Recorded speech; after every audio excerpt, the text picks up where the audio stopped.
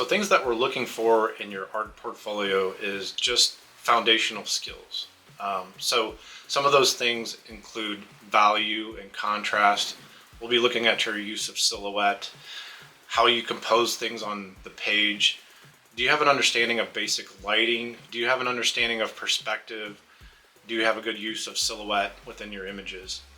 So all these things are just foundational skills that it doesn't really matter if you're doing traditional art, if you're doing digital art, if you're doing photography, if you're doing painting, sculpture. It doesn't matter if you're doing traditional or digital.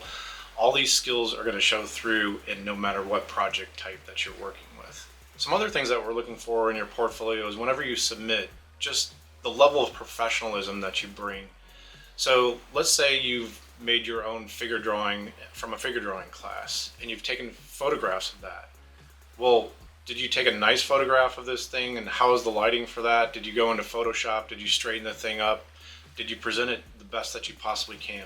We're looking for your level of professionalism and how you display your work, no matter what that medium is. And it doesn't matter if it's digital or if it's traditional. We want you to show your work in the best light possible. We also want to see what is your best work, right? So it doesn't really necessarily mean the quantity, it's the quality over the quantity. And that's something that we hear a lot about portfolios. And it doesn't matter if it's for student work or if it's in the professional world. You always want to bring your best work forward. So if we had 7 to 10 different projects, you could have a bunch of different shots for that. Let's say you've made a sculpture and you want to show that off. It's completely fine to count that as just one project that you're showing to us, and you've got multiple shots and multiple angles. But again, think about how you're displaying the work and how you're presenting it to us.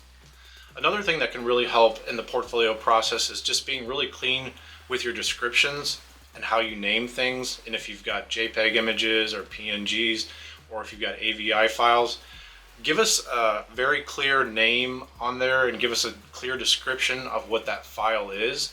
And if you're doing a write-up that actually coexists with that art piece, make sure that you're calling these things out and letting us know exactly what you want us to see in those different pieces that you're showing to us.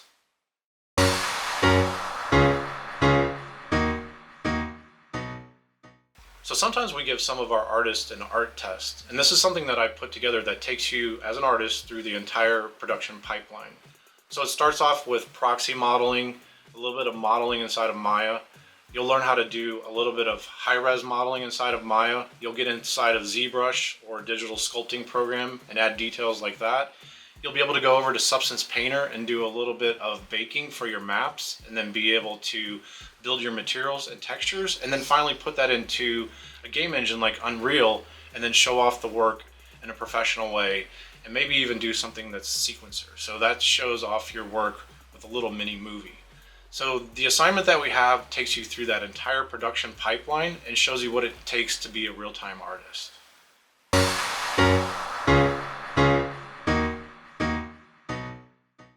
So something that I really like to see in portfolios and the write-ups for you as an artist, I like to understand your influences. Who influences you as an artist? And it could be an artist, it could be a comic book artist, it could be certain movies that you watch, but it could be things that you find in nature, right? So it could be locations, it could be different animal types.